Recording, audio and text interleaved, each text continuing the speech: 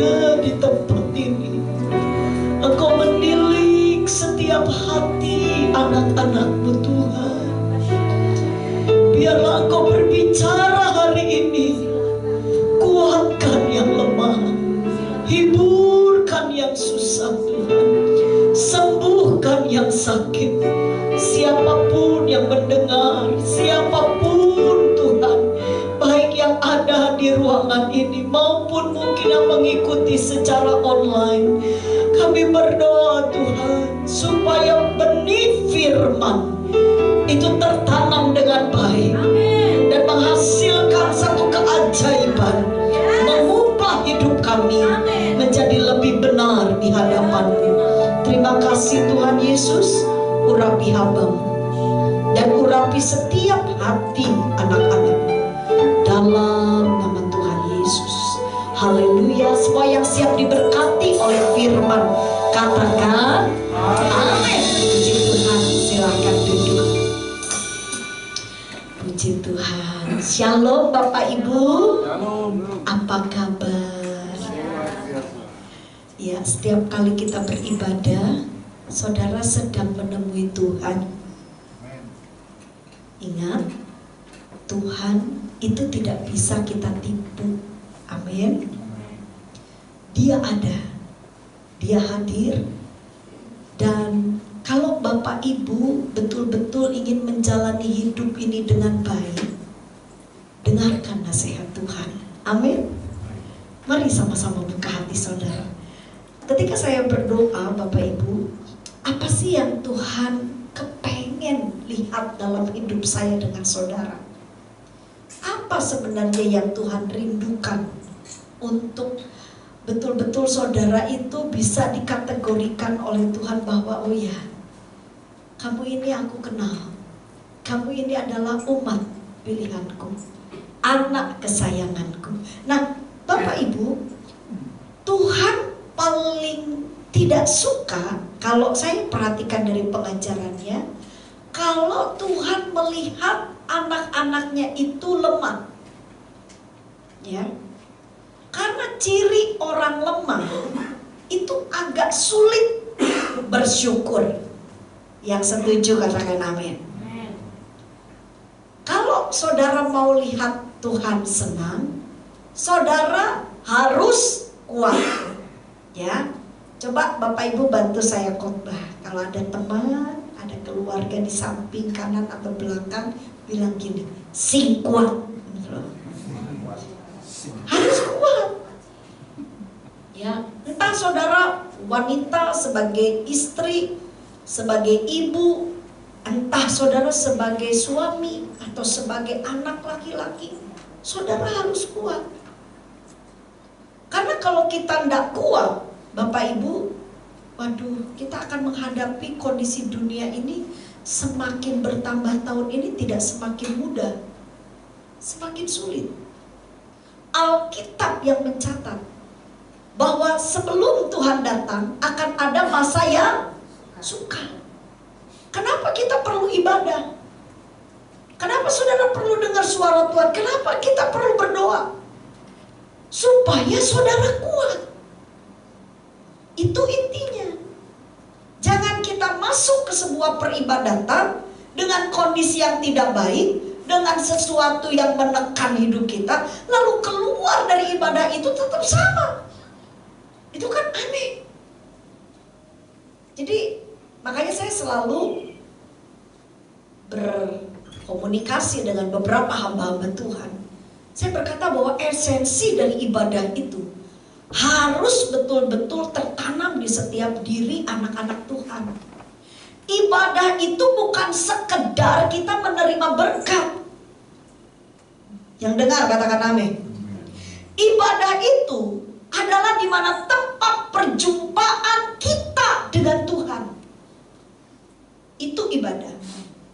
Jadi kalau sepertinya saudara dengan saya ibadah, lalu kita udah ketemu Tuhan, berarti ibadah saudara sia-sia. Dan kehadiran Tuhan itu tidak ditentukan oleh para imam saja. Tidak bisa. Kehadiran Tuhan itu ditentukan oleh setiap pribadi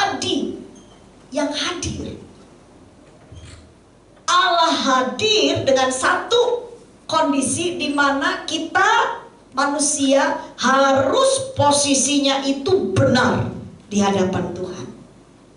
Ya, jangan saudara main, orang bilang apa ya, main perasaan, asumsi yang nggak jelas. Terus oh saya merasa digetar-getar hati, oh Tuhan datang. Belum tentu, belum tentu. Orang nangis dalam ibadah, belum tentu dia dijamah Tuhan, belum tentu. Tapi apa tanda Tuhan hadir? Tuhan hadir itu tandanya iblis lari. Amin. Iblis sudah gak bisa tinggal diam itu. Itu udah tanda yang pertama. Kedua, kalau saudara bertemu dengan Tuhan, apa tandanya? Maka saudara akan berubah. Berubah menjadi lebih baik dan lebih benar di mata Tuhan, bukan di mata manusia. Karena apa yang benar di mata Tuhan, kadang-kadang di mata manusia, merasa manusia aku begini ya, nggak cocok. Kenapa? Karena pada dasarnya manusia itu keinginan dalam hatinya selalu membuahkan hanya keinginan daging. Makanya dalam Alkitab dibilang dari hati manusia itu keluar kejahatan. Karena Tuhan itu roh, hal yang rohani bertentangan dengan hal yang jasmani. Jadi Bapak Ibu, mari kita luruskan cara pandang kita. Nah, firman akan memerdekakan saya dengan saudara. Jadi hari ini yang Tuhan mau saudara harus kuat. Nah, kita bisa kuat kalau kita mengenal siapa sebenarnya musuh kita. Jangan kita habiskan tenaga pikiran kita sampai mungkin kesehatan saudara terganggu gara-gara saudara memerangi yang bukan kategori musuh saudara. Coba kita lihat dalam Efesus pasal 6. Efesus pasal 6 ayat 10 sampai dengan ayat 12. Percayalah, kalau saudara paham ayat ini lalu saudara praktekkan dalam hidup saudara, saya jamin saudara akan pasti berkemenangan. Dan saudara akan merasakan ketenangan. Ya, orang menang itu dia pertama pasti tersenyum. Amin. Kenapa? Karena ada rasa lega di hati, itu orang menang. Ya, aduh puji Tuhan, ada ucapan syukur. Orang menang tandanya apa? Selain dia bisa tersenyum, hatinya lega, tenang, dia menerima kekuatan. Nah, mari sama-sama kita lihat Efesus pasal 6 ayat 10 sampai ayat 12. Yang siap diberkati katakan amin. Amin. Saya baca, Bapak Ibu perhatikan baik-baik.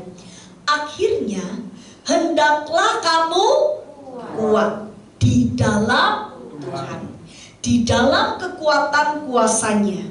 Kenakanlah seluruh perlengkapan senjata Allah, supaya kamu dapat melawan tipu muslihat. Nah, ini ada musuh yang harus kita lawan. Lalu di ayat 12 saudara digambarkan dengan jelas. Karena perjuangan kita bukanlah melawan apa katanya?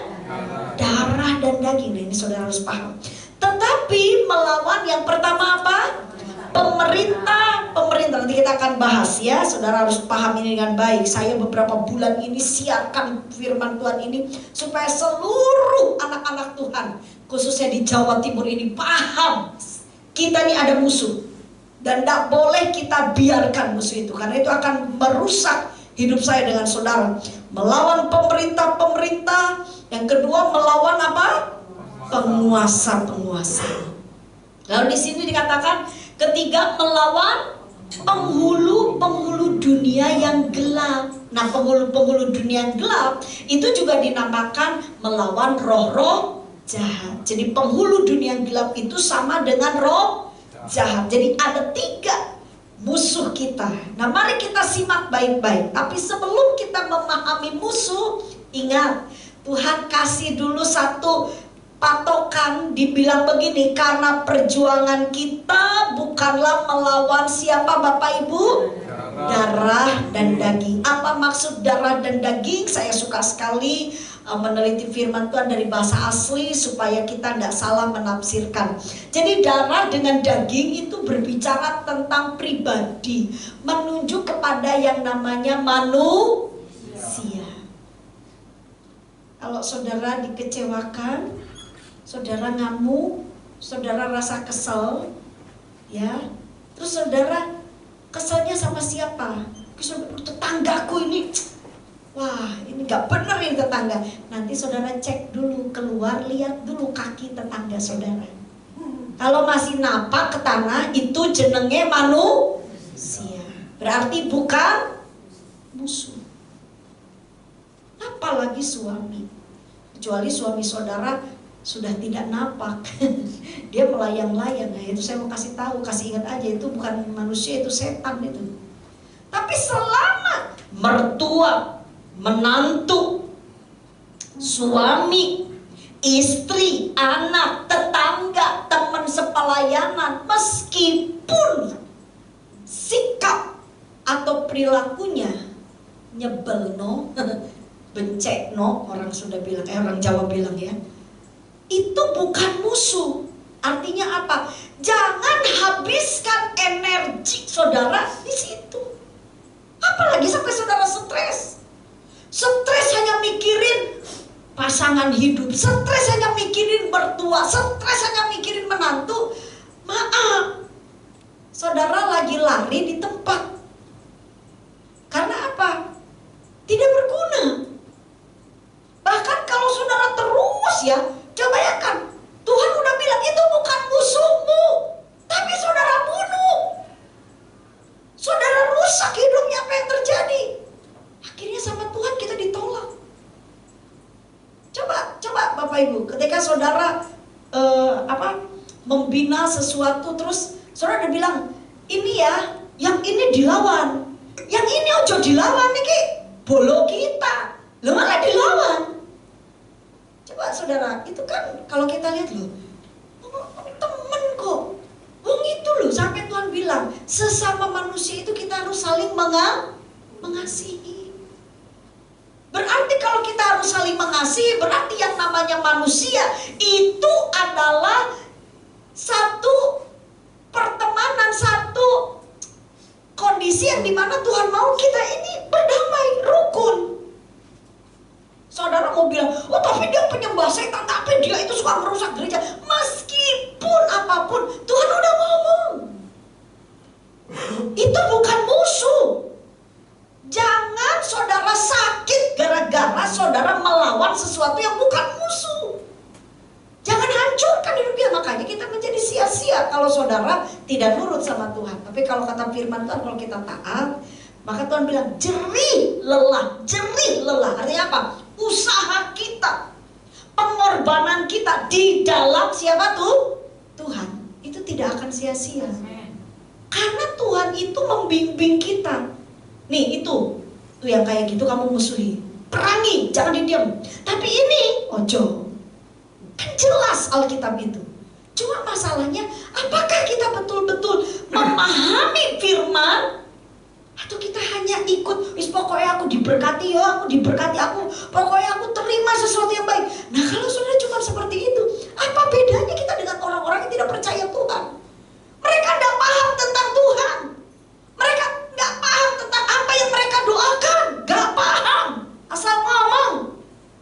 Tapi saudara tahu, mereka cuma pokoknya melebu surga.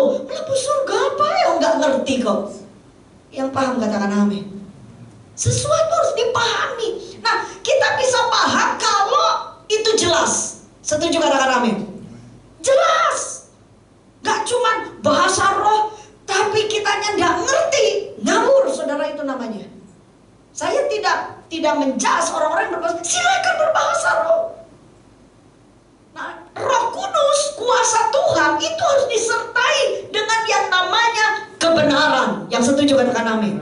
Kebenaran, apa itu kebenaran? Kebenaran itu bicara tentang firman Tuhan, perkataan Tuhan. Nah kita berapi-api, kita semangat di dalam Tuhan, tapi kalau kita nggak cocok dengan ajaran Tuhan, akhirnya ya kita seperti lari di tempat, nggak sampai ke tujuan. Dan apa yang terjadi? Jadi bahan ketawaan, jadi bahan omongan. Terus apa saudara? Saudara nggak dapat sesuatu janji-janji Tuhan. Saudara nggak meraih apa yang sebenarnya Tuhan berikan kepada kita. Nah mari sama-sama simak ya. Kalau saudara mau kuat, maka saudara harus mengalahkan 3 musuh ini. Mari simak baik-baik Bapak Ibu. Apa itu musuh kita? Yang pertama dikatakan pemerintah. Sama-sama dengan saya katakan pemerintah. Pemerintah. Apa itu pemerintah? Kalau baca Alkitab, jangan langsung diterjemahkan secara roh terus. Pemerintah, Bu Vera Daniel itu loh ngajarin kita musuh kita pemerintah. Besok kita demo. Itu rodo aneh. Berarti tidak belajar Alkitab dengan baik. Saudara, kata pemerintah dalam bahasa asli itu ditulisnya arse. Arse itu bicara tentang aturan yang menghakimi. Maksudnya apa? Aturan yang menghakimi itu adalah intimidasi. Itu musuh kita, saudara, yang pertama. Di mana cara kerjanya? Di mana itu posisinya intimidasi? Di dalam pikiran kita. Itu musuh saudara. Waktu saudara mendengar penilaian orang terhadap saudara, waktu orang-orang mengatakan yang negatif tentang saudara, waktu saudara melihat kenyataan dunia, hati-hati. Ini pikiran ini bisa disusuk, bisa dimasukin oleh kuasa setan. Salah satu kerja iblis dalam diri seorang manusia itu lewat apa? Ini loh pikiran. Pikirannya diputer-puter, pikirannya dibohongi, ditipu oleh iblis. Ketika mulai kita ada rasa sakit, padahal ya belum, saudara, belum ngerti dengan jelas, ke dokter aja belum. Ketika ada rasa sakit, waduh, ini rasa aku, waduh, kalau aku dengar dari temanku ya, rasa sakit seperti ini tuh kayaknya begini-begini.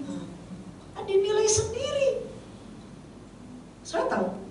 Saya pernah mencoba untuk melakukan atau untuk menghidupi ayat firman Tuhan ini.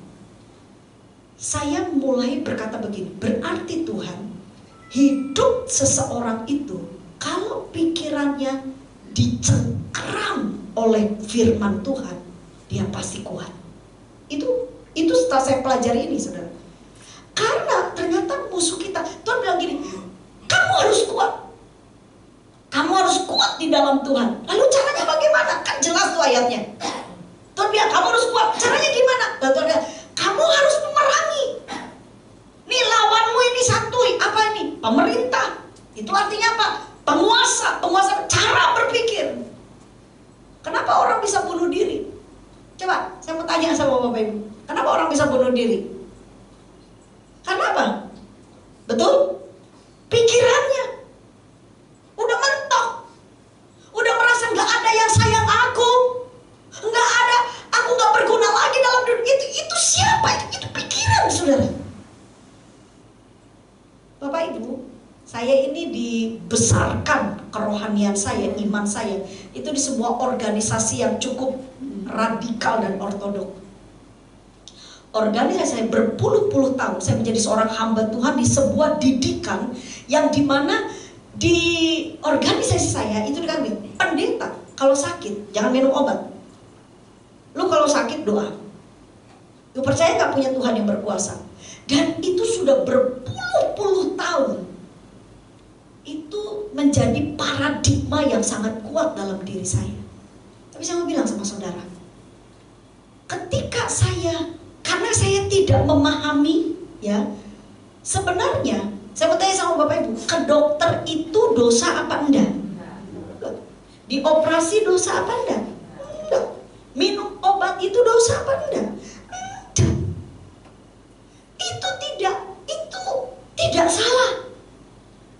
Nah, yang membuat saya pada waktu itu berpikir, karena senior saya berkata begini, kalau kamu minum obat itu antikris. Oh, semuanya dimasukin ke antikris, saudara. Kamu nggak boleh kalau sikat gigi pakai odol itu antikris, semuanya antikris. Loh, bayangin Bapak Ibu, saya di sekolah Alkitab itu nggak boleh ke salon itu keduniawian.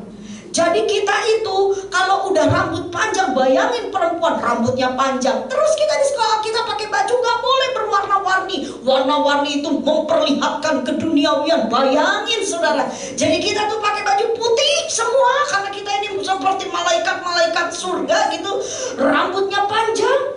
Saudara tahu, nggak boleh pakai make up.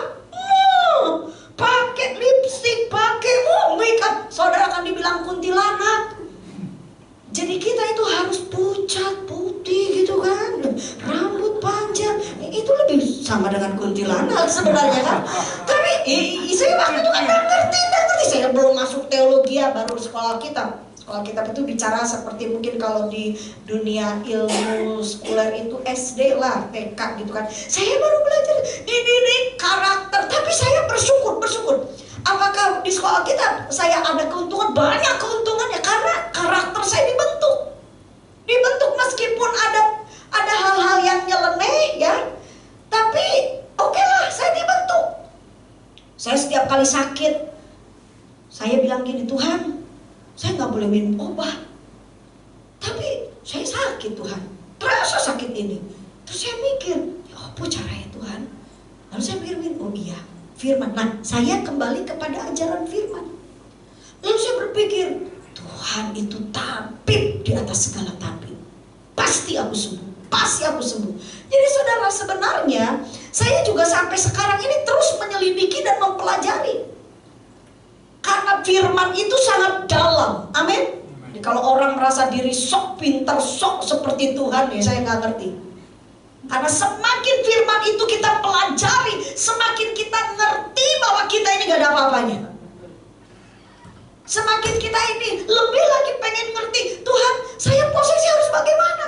Bayangin, Alkitab yang saudara miliki itu rahasia ilahi yang besar. Dan Alkitab itu, firman itu milik Tuhan. Nggak bisa saudara cuma baca langsung ngerti. Kalau ada seseorang, makanya maaf, ada banyak orang yang begitu sangat, saya ngerti firman, saya bisa berkhotbah. Itu bukan khotbah saudara, itu pidato. Karena firman itu milik Tuhan. Saya lihat orang-orang yang menyampaikan firman, dia harus bergaul dengan Tuhan. Kalau dia nggak bergaul dengan Tuhan, gimana dia bisa ngomong sesuatu yang benar? Jangan-jangan yang diomongin, yang dikhotbahin bukan dari Tuhan, tapi dia hanya mencari keuntungan sehingga khotbahnya yang enak-enak lah. Nanti saudara senang-senang ya sama saya ya, sama pendeta. Nanti pendetanya dikasih banyak-banyak. Setan itu saudara, beneran. Saya mau kasih tahu, ini saatnya bukan lagi kita main-main. Amin. Saudara harus berbeda dengan dunia ini. Ingat, saudara punya Tuhan yang real dan hidup. Ada kuasa dalam diri kita. Jangan takut dengan dunia ini saudara. Sebab itu yang harus kita benahi, yang pertama, cara berpikir kita. Saudara, saya sampai bilang gini sama suami saya, iya ya, aku nih gak pernah minum obat, tapi karena aku selalu berpikir, aku pasti sembuh, aku pasti sehat. Dan apa yang terjadi saudara? Mungkin kalau saya dimasukkan ke rumah sakit, dites, oh penyakitnya akut. Tapi karena cara berpikir saya dan pikiran saya dicengkeram oleh firman. Saya sakit, kalau saya sakit, enggak nunggu lama, pasti cepat sehat. Apakah Bu pernah sakit? Sering. Bayangin, saudara, sampai saya tuh yang namanya bodrek, apa sih, obat-obat apa itu nggak tahu. Kalau sudah belah tubuh saya, nggak mau ini dalam tubuh saya. Oh, dari saya sejak saya usia saya percaya Tuhan Yesus, udah nggak boleh minum obat. Jadi kalau Bu Vera sakit, apa yang terjadi? Tidur. Terus gimana Bu? Bangun langsung sehat. Dan itu akhirnya sudah berpola dalam pikiran saya. Kalau saya sakit, tidur, bangun, doa, makan, minum yang sehat. Itu udah pola pikir. Itu di pikiran saya itu sudah ada seperti itu.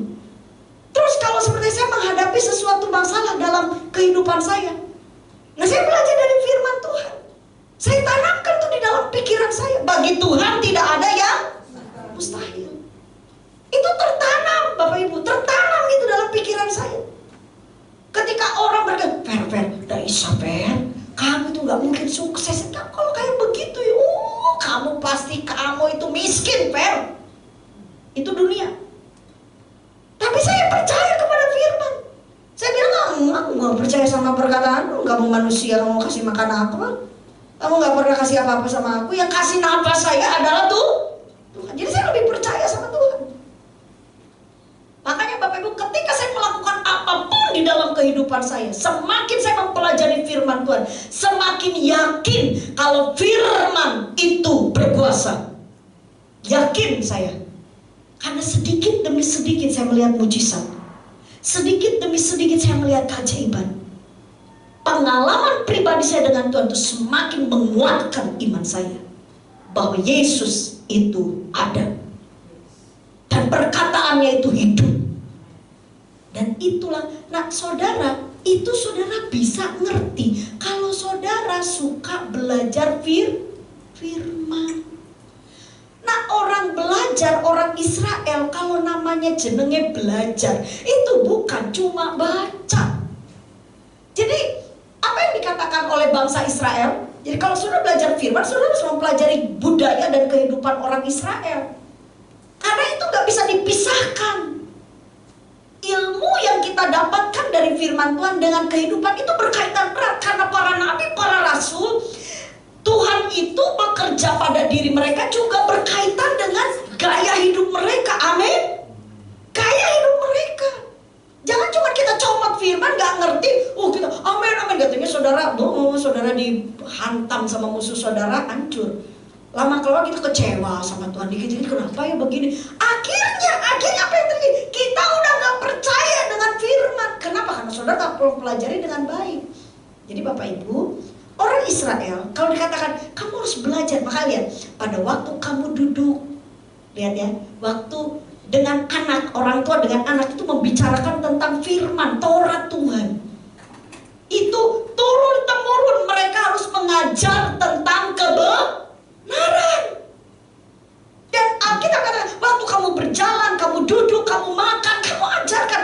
Nah, cara mereka belajar itu bukan hanya sekedar untuk mengucapkan, tapi belajar itu juga belajar untuk melakukannya. Saya dengan Bapak Ibu tidak akan pernah mengalami satu perubahan dalam kehidupan kita kalau kita tidak menghidupi firman itu. Yang setuju katakan amin. Jadi jangan sama Tuhan ini nggak usah banyak tanya, lakukan saja. Jadi Bapak Ibu coba cara berpikir kita sore hari ini. Saya mau malam ini saudara betul-betul diubahkan oleh Tuhan. Lihat orang-orang sukses, lihat orang-orang berhasil. Apa sih yang membuat mereka berhasil? Karena mereka punya cara berpikir yang positif. Amin. Gak pernah putus asa, gagal sekali, bangkit lagi, pasti ada jalan lain, gagal lagi, bangkit lagi. Ketika dia mulai mengalami satu masa sulit, dia gak habis dengan kondisi masa sulit. Dia punya cara berpikir, dia punya cara pandang yang lebih baik. Jadi musuh yang paling akan membuat kita hancur itu adalah cara berpikir saudara. Dan saya percaya bagaimana caranya supaya pikiran kita ini baik? Renungkan firman Tuhan. Amin. Sama-sama Bapak Ibu, saya katakan begini, firman Tuhan. 2, 3. Firman Tuhan. Firman itu harus ada di dalam pikiran hati saudara. Renungkan itu dari pagi sampai malam. Renungkan. Waktu saudara belanja, waktu saudara mulai ada perselisihan, waktu saudara bekerja, saudara pergi ke satu tempat, tolong renungkan apa? Firman.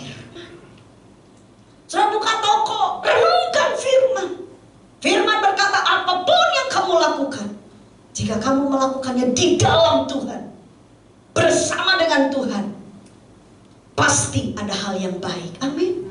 Orang kalau berjalan dengan Tuhan kan gak mungkin dia hidup berzina. Setuju katakan amin. Kalau orang bergaul dengan Tuhan berjalan, gak mungkin dia menipu. Amin. Gak mungkin dia punya perkataan kotor, sikapnya jahat. Gak mungkin.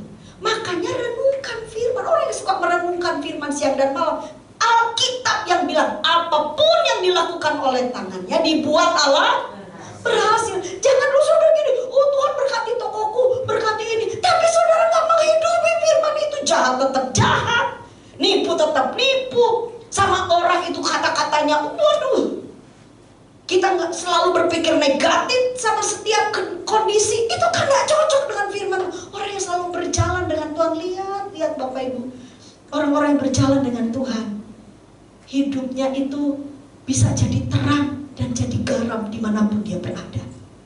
Orang lihat kita, kalau kita berjalan dengan Tuhan tuh seneng lihatnya, enggak senep. Coba diingetin ke samping, kamu tuh mau seneng atau senep gitu. Orang lihat kita itu loh, coba saudara renungkan, waktu orang lihat kita seneng atau menghindar. Kalau saudara punya cucu, punya anak, perhatikan sikapnya, seneng apa menghindar. Kalau saudara punya teman, seneng apa dia mencemooh kita. Tetap Bapak Ibu, jangan saudara berkata pakai alibi lah, pakai kalimat firman. Kata firman, dunia membenci kita. Terus kita, memang saya dibenci, itu kan firman tuh. Ya gak gitu juga kali. Kalau dunia membenci saudara karena kesalahan saudara, karena ketidakbijaksanaan saudara, karena kehidupan saudara yang di dalam dosa, itu bukan firman Tuhan.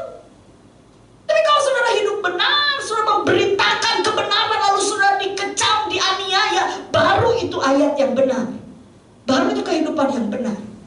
Tapi kalau saudara dikecam, dibenci oleh masyarakat, oleh dunia karena kebodohan saudara, ya jangan saudara, saya ini Alkitabiah. Alkitabiah apanya?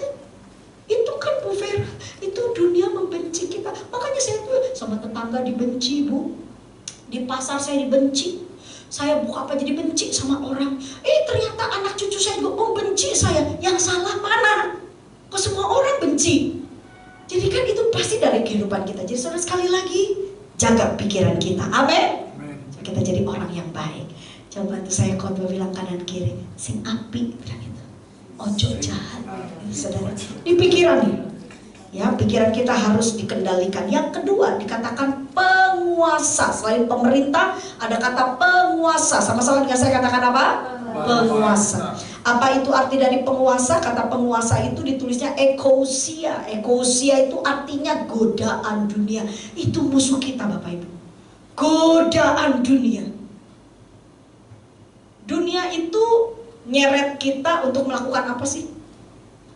Coba saudara, semua yang berkaitan dengan kondisi dunia ini, sebenarnya dunia ini menginginkan setiap hidup manusia itu menjadi jauh dari Tuhan. Renungkan saja. Makanya saudara lihat ya, iblis waktu menggoda, ya, waktu mulai menguji Tuhan Yesus, yang terakhir iblis bilang gini, dibawakan Tuhan Yesus di bumbungan, tempat yang tinggi. Terus si iblis itu ngomong gini, lihat dunia ini indah menawan, aku akan berikan semua ini kepadamu. Itu iblis tuh. Itu ngomong sama pribadi Tuhan Yesus dalam kemanusiaannya, Allah kita dalam kemanusiaan. Nah, semua ini akan kuberikan kepadamu kalau kamu, apa katanya? Sujud menyembah. Kadang-kadang kita bilang, Bu Vera, saya tidak sujud dan menyembah setan. Saya tidak kenal setan, saya tidak suka sama setan. Tapi gaya kita ketika kita terikat dengan dunia ini, ketika kita mulai terpesona, kita punya keinginan yang begitu besar untuk kita bisa meraih semua yang ada dalam dunia ini. Itu sama dengan sikap kita sedang menyembah iblis. Aku kasih, kamu mau apa? Mau duit banyak, tak kasih. Berapa orang, berapa anak-anak Tuhan yang bilang, saya anak Tuhan, saya benci iblis, tapi dia sangat mencintai dan terikat dengan harta dunia ini. Saya mau tanya sama saudara, kalau kita punya uang, dosa apa enggak sih? Enggak. Yang firman katakan, jangan kamu terikat. Saudara tahu apa arti terikat? Coba saudara gambarkanlah, bayangkan. Orang kalau udah terikat, itu yang ngikat kita. Dia mau pergi kemana, kita pasti nurut. Betul nggak? Itu terikat gitu. Kita nggak bisa bebas.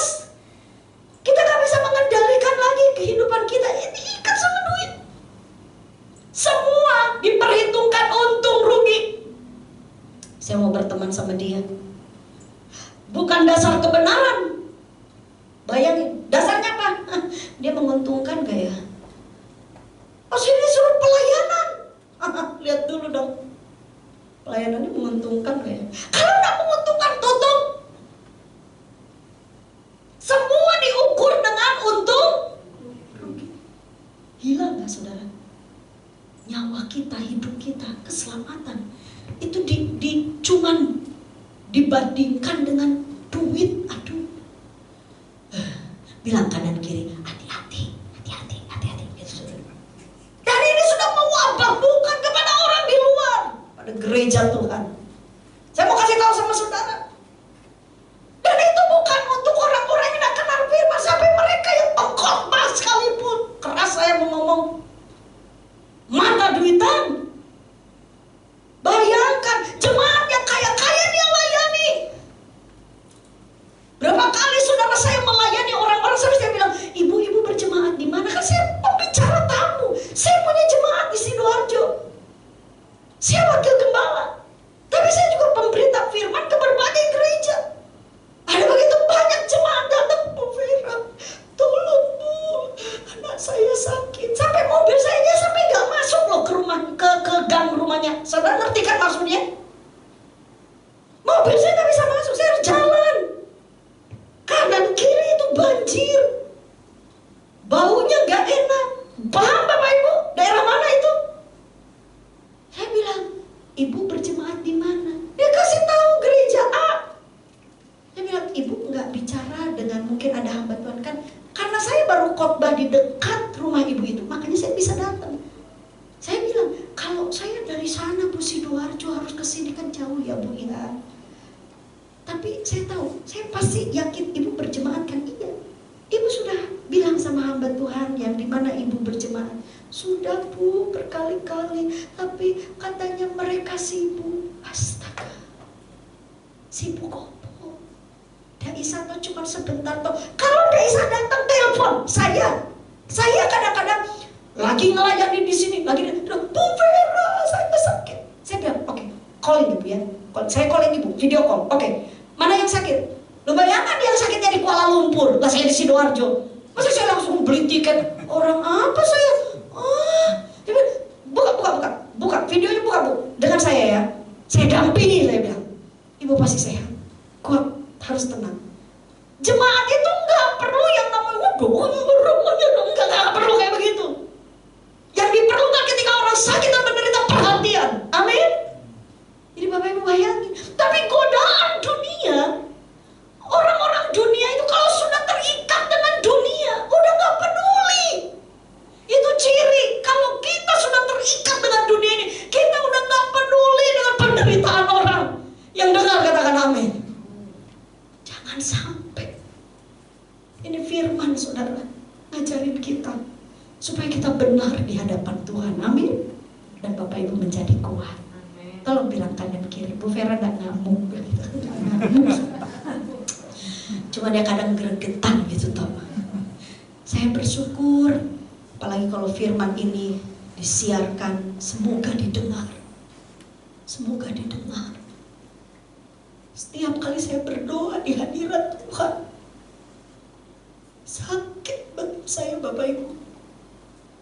Nanti gereja Tuhan ini, kalau minta berkat, kalau minta pertolongan, sampai kayak gitunya minta-minta, tolong doakan, tolong sampai dikejar. Kalau ada pendeta yang bisa punya penglihatan, punya lumur, dikejar. Tolong. Tapi kalau pas Tuhan pengen dekat, Tuhan nggak minta macam-macam loh Bapak Ibu. Tuhan tuh cuma minta sama kita hidup sing bener. Amin. Yang kudus, yang benar.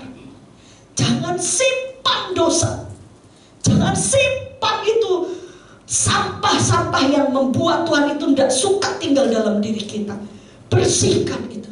Bersihkan. Gimana cara kita membersihkan hidup kita? Dengan pelita. Ada sapu, ada pelita. Bersih. Sapu itu bicara firman. Amin.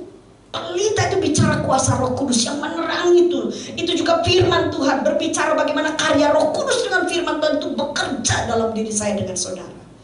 Nah, kalau firman dengan Roh Kudus menguasai kita, saudara tidak akan mungkin terikat dengan dunia ini. Bukan berarti saudara tidak boleh menikmati. Tuhan berkati saudara untuk saudara bisa hidup lebih baik. Amin. Tapi jangan terikat. Jangan terikat dengan dunia. Kalau saudara bisa, lakukan, kerjakan. Bu Vera, saya mau healing dengan keluarga. Oh, saya suka doakan. Oh iya Bu, nanti kasih tahu pesawatnya berangkat jam berapa, saya doakan. Apa saya sebagai pendeta? Jangan healing. Enggak. Bu Vera, puji Tuhan Bu, anak saya berhasil masuk ke perusahaan yang besar Bu, dengan gaji yang luar biasa. Saya sebagai bantuan dengar gitu, puji Tuhan, saya doakan ya Bu, supaya anak ibu sehat dan menikmati berkat yang Tuhan berikan. Sebenarnya Tuhan itu enggak buat kita tuh jadi robot, enggak. Tuhan suruh Bapak Ibu kerja, Tuhan juga minta supaya saudara bisa menikmati hasil kerja itu, amin. Tapi ingat, jangan sampai kita tergoda dengan dunia ini. Saking kita kenyamanan, keenakan, terus kita nggak ngerti lagi. Dan saya mau bilang sama saudara, ketika kita tidak terikat dengan dunia ini, ketika dunia tidak menggoda dan membuat kita jatuh di dalam dosa, apa yang terjadi? Saudara akan hidup berbeda. Ada kuasa dalam diri saudara. Makanya saya bilang begini, kenapa kuasa Tuhan tidak terjadi? Bukan karena Tuhan tidak berkuasa lagi, tapi karena manusia, karena umat tidak hidup dalam apa yang Tuhan sudah tetapkan. Dan saya percaya hari ini Tuhan akan menolong kita semua, amin. Nah saudara, yang terakhir, coba lihat, ini musuh yang terakhir. Nah ini juga saudara, ini kalau saudara nggak bisa paham dengan jelas, aduh saudara bisa diombang-ambingkan ini dengan musuh yang ketiga ini.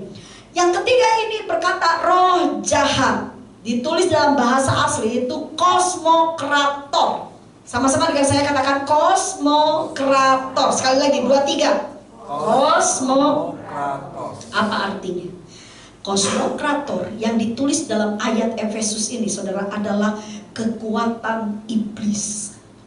Kekuatan iblis. Hati-hati Bapak Ibu. Bu Vera, maksud dari kekuatan iblis apa? Perdukunan, persantetan. Saya dulu itu selalu berpikir bahwa orang Kristen itu tidak bisa dijamah sama setan. Dari mana Bu Vera bisa tahu? Karena kan mama kandung saya dukun santet. Kenapa saya bertobat?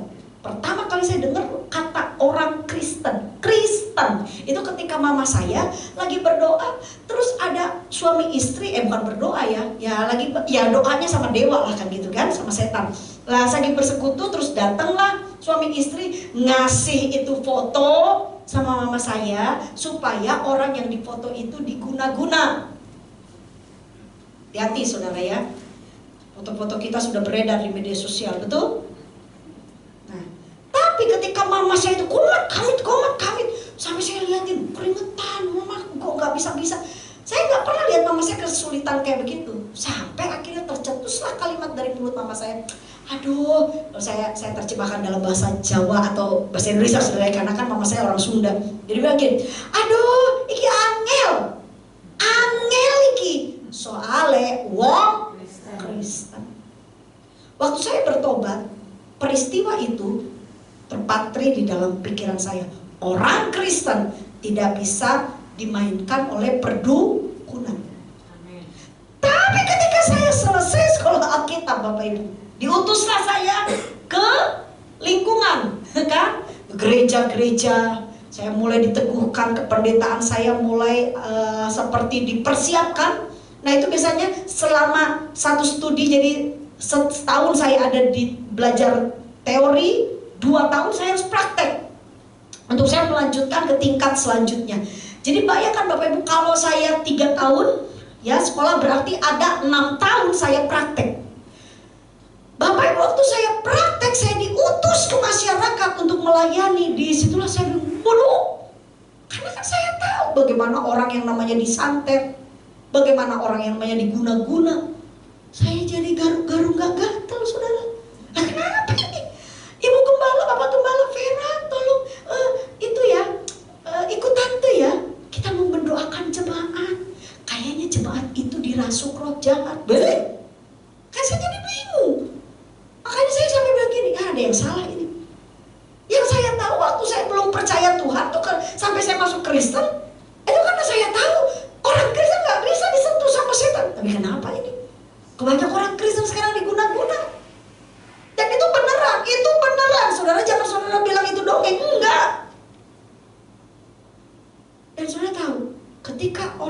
dipermainkan oleh iblis. Saya sampai pelajari, kenapa mereka seperti ini.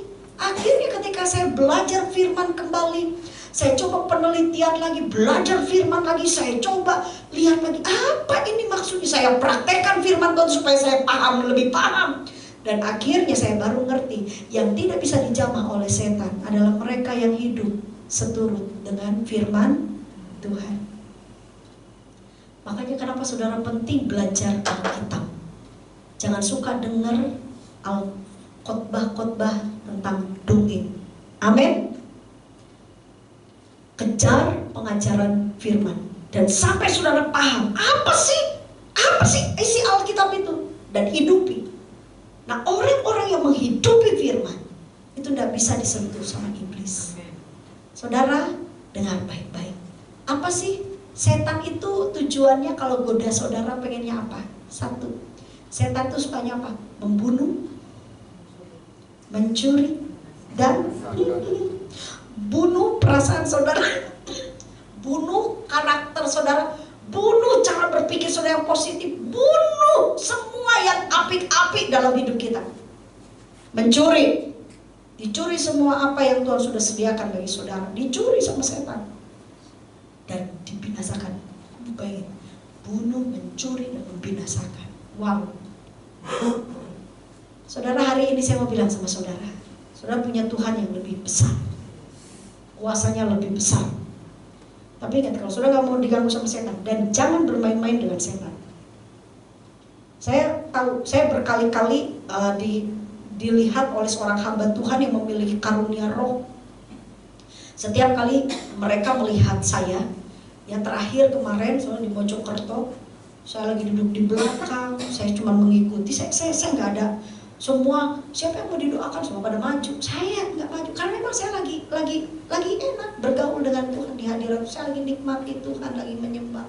Saya dipanggil dan salah satu siapa itu bilang gini, saya nggak kenal ibu, tapi waktu saya sedang bersekutu dengan Tuhan, saya lihat wajah ibu terang banget.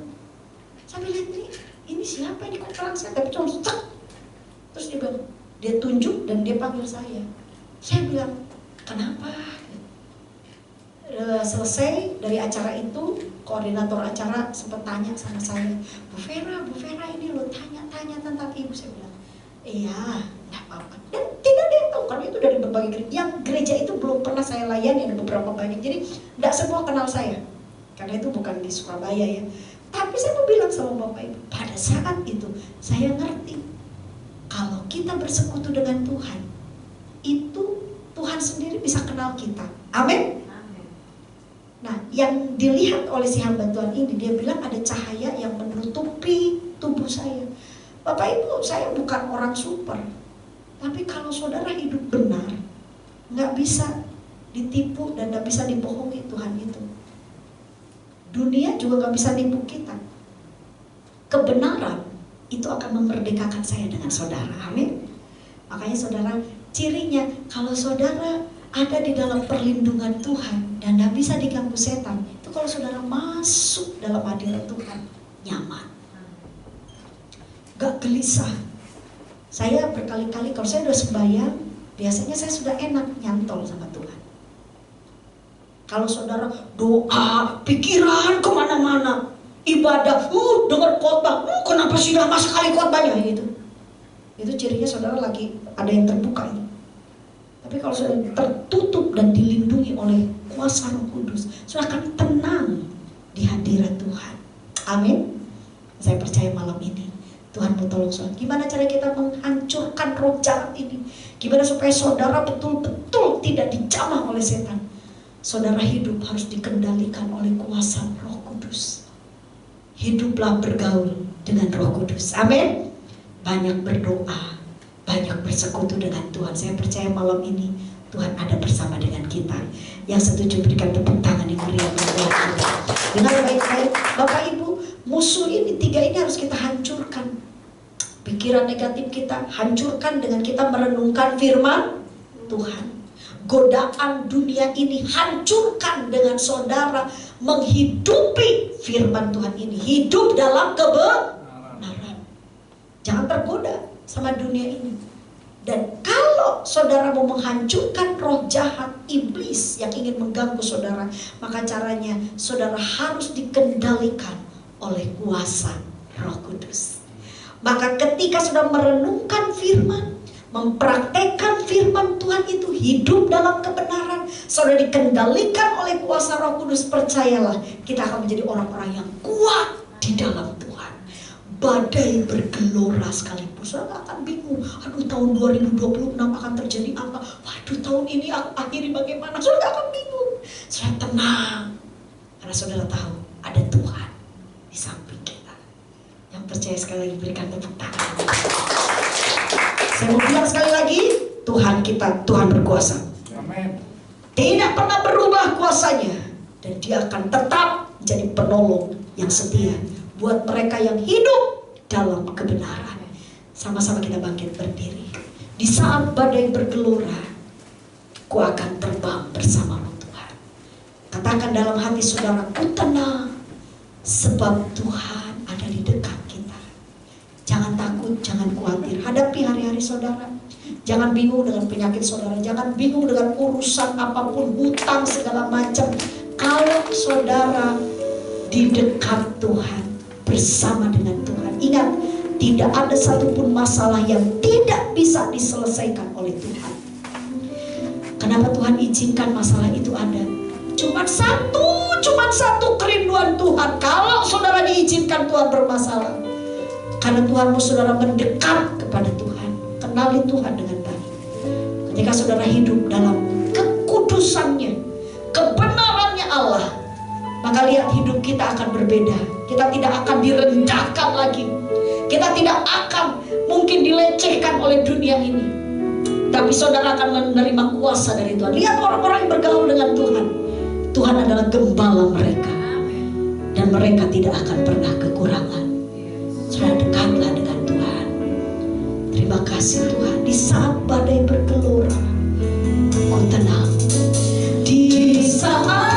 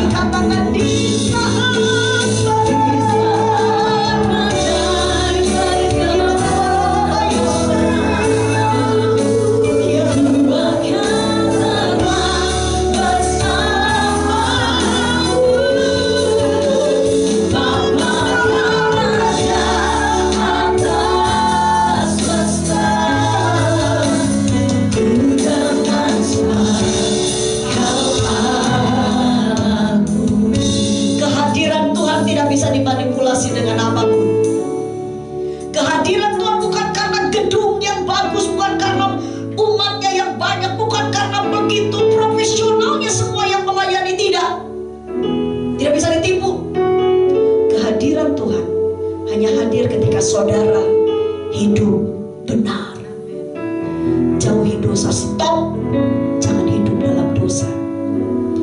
Stop ganggu dan hancurkan rumah tangga orang. Tuhan gak suka. Stop untuk saudara mengambil sesuatu yang bukan hak atau milik saudara. Stop.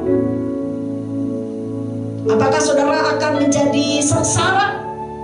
Tidak. Waktu saudara hidup benar, Tuhan tidak akan pernah membiarkan anak-anaknya yang hidup dalam kebenaran itu terlunta-lunta. Orang benar pasti dipelihara Tuhan.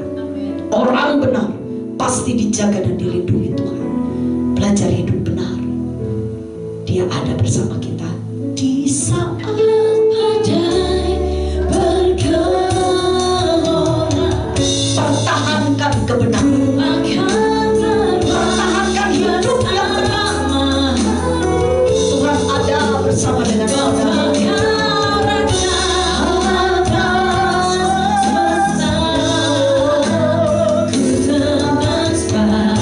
Kami